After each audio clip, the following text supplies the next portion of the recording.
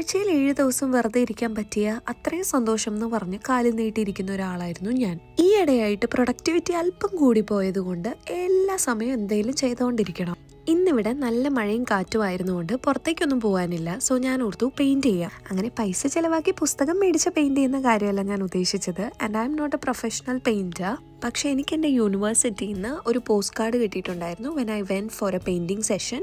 ആ post card ഞാൻ വെച്ചിരുന്നത് കൊണ്ട് ഇന്ന് ഞാൻ അതൊരു ടൈം പാസ് ആയിട്ട് എടുത്തു. അപ്പോഴാണ് പെട്ടെന്ന് മഴ കട്ടൻ ജോൺസൺ മാഷ് എന്നെ സ്ട്രൈക്ക് ചെയ്തത്. എൻ്റെ വയറുന്നാണെന്ന് മാത്രം. എന്തെങ്കിലും ചെയ്യുമ്പോൾ നമ്മൾ വല്ലതും കഴിച്ചിട്ടും കുടിച്ചിട്ടൊക്കെ ഇരുന്ന് ചെയ്യുവാണെന്നുണ്ടെങ്കിൽ നമുക്ക് സമയം ലാഭിക്കാം എന്ന് ഞാൻ കേട്ടിട്ടുണ്ട്. വെറുതെ ഇടയ്ക്കിടയ്ക്ക് അടുക്കളയിൽ പോകേണ്ട കാര്യമില്ല.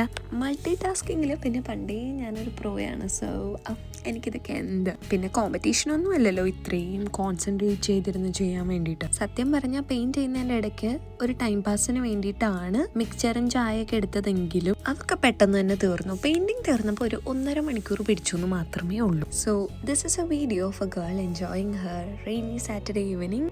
എംബ്രേസിങ് സോളിറ്റ്യൂഡ്, അതാവണം നമ്മുടെ മുദ്രാവാക്യം. നമുക്ക് ബോറടിച്ചാൽ നമ്മൾ തിരിച്ചടിക്കണം. ആൻഡ് ബൈ ദ വേ ഇതാണ് കേട്ടോ ഞാൻ വരച്ച പെയിന്റിങ്. എങ്ങനെയുണ്ട്? അപ്പോൾ കാണാം.